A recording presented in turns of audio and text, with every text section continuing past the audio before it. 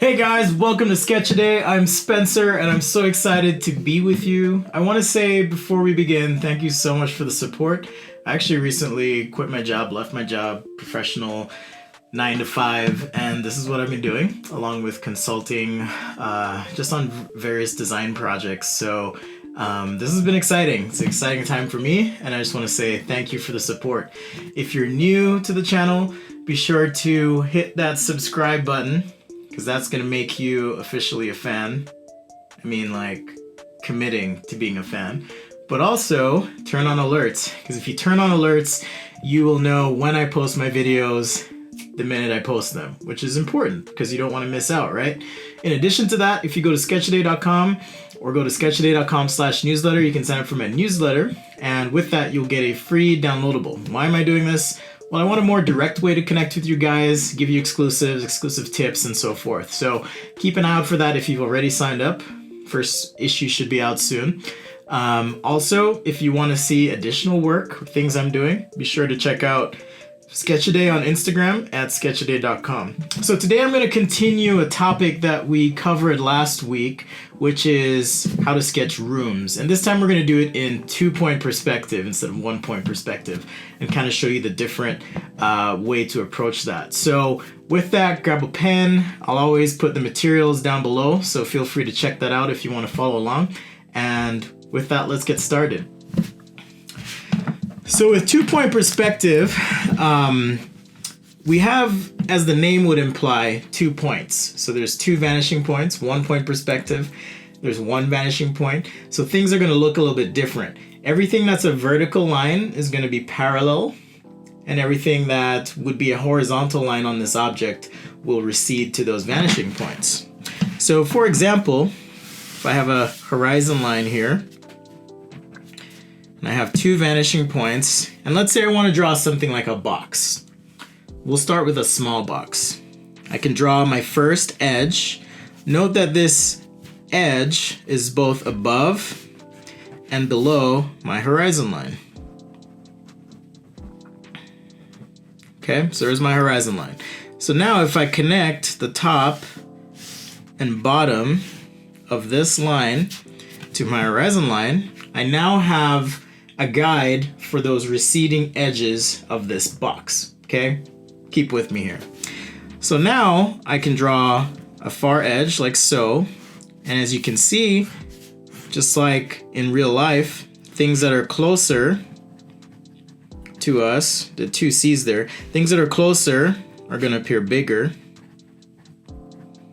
than things that are further away.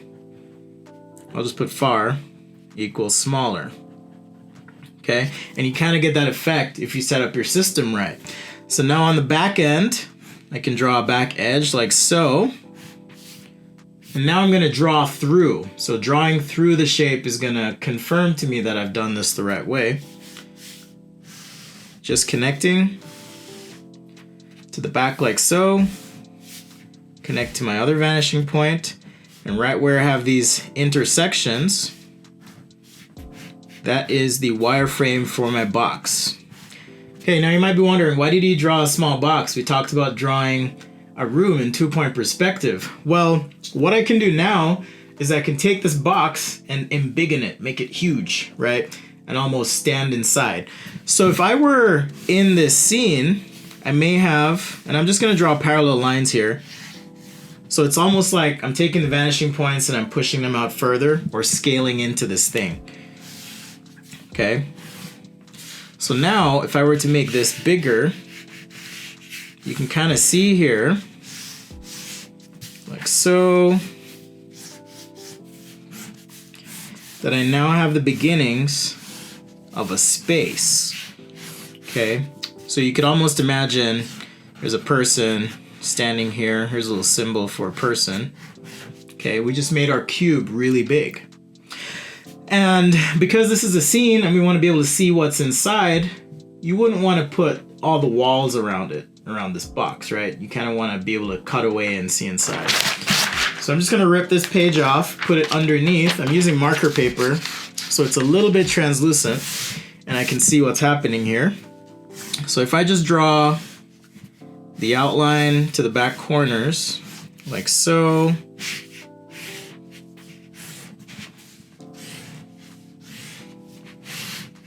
Just like this. Notice I'm drawing with my shoulder, locking my wrist, moving my elbow, okay? And connect those lines. I now have a room, or a space, if you will, that is in 2-point perspective. Well, what if I want to connect another room to this, or, show that maybe there's a hallway or something? Well, we can do that. So just following my perspective lines here. Okay, so I know this line, for example, goes like so. I can draw another line going back like so. All right. So now I've cut into this wall, and I'm suggesting that, if I wanted to, I could walk through and go into the next room. If I want to put a window, I can do that here, like so. If I want to have something on the floor. Once you have the pattern set up, it's really easy to just start sketching in elements, because you did the work to set up that system of perspective, if you will. Okay, so maybe there's some lights or something on the ceiling here. Just keeping this super rough for today. Maybe a little contour line. This door could have a frame, for example. If I want to say that, oh, this hallway is connecting to another hallway, right? I can draw that just by cutting into what we already have. Okay, and if I want to just give this some thickness on the floor, I can do that as well, like so. So now it's starting to feel like, oh wow, this is actually, some sort of space. And just by even something like shading here, you can kind of see how just adding that little bit of contrast is making this really feel like, hey, you could walk through this, okay? If this is a window, for example, maybe you want to sketch in some divisions in the window. And outside, maybe there's a tree or something, like so. Which turns out this is kind of weird, because I've got this room going to another room, but maybe it goes to a hallway, who knows? In any case, that's kind of how I would sketch a room in 2-point perspective. Another way to think about it, for example, if you're doing something like set design or video game design, something like that, you might want to sketch something of a vignette of a scene or set piece. And so you could almost start with this section of a cube, similar to what we did, but now we've shifted our point of view to where we're kind of looking down a little bit at these elements. So again, let's say this is some sort of walkway that we want to sketch. And since it's a cutaway view, I'm just gonna truncate this little walkway here. Maybe it's some sort of bridge element. For example, in this video game that we're working on. Keeping it rough, keeping it quick. Okay, and we can even do a cutaway here. For example, shade this in like so. A couple of stipples. Maybe this wall is made of bricks of some sort, right? So these are all things you can do, but setting up the system to start, right? Maybe these are some steps or something that come off the side here. But once you have the system, it's really easy to then do all your other elements on the page. Okay, now this bridge makes no sense, but it's okay. We're just having fun here.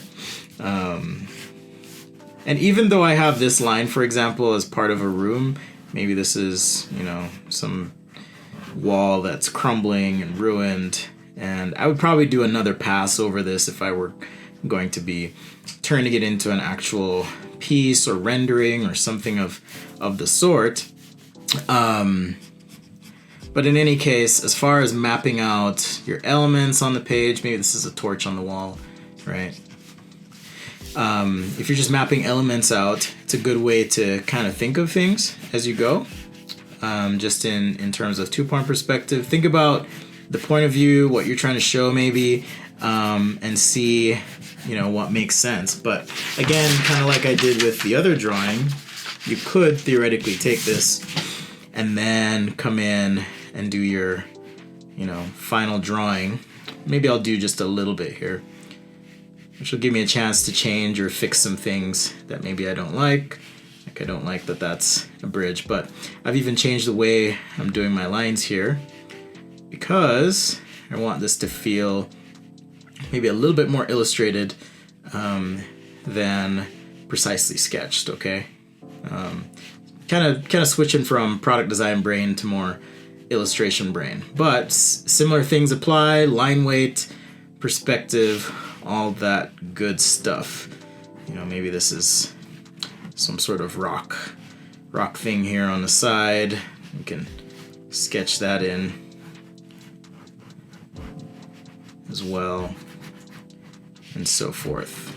Okay, but hopefully you get the idea, and this is something you can certainly experiment with. If you have something you want to share, drop a link in the comments. If you've done a sketch yourself, I'd be happy to kind of feature that or show that off as well. But as I lift the paper, you can kind of see just using that under sketch as it goes away, just as a guide to kind of guide this process, right? And like I said, maybe there's something I want to change in the overlay. Maybe there's an arched doorway here, and maybe there's no more steps. We'll just keep it simple. And this wall is maybe falling apart a little bit here, and so on.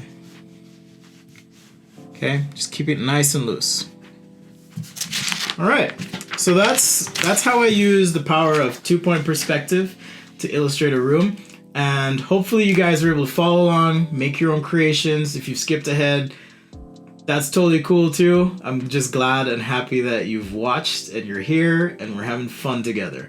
So thank you. Just a reminder, subscribe, turn on alerts, follow me on Instagram, and spread the love. Give back. If you've learned something, if you found something valuable here, tell a friend, show a friend, show them how to do that thing. Okay? I just want you guys to give back. Thanks again for watching, and we'll see you next time right here on Sketch-A-Day.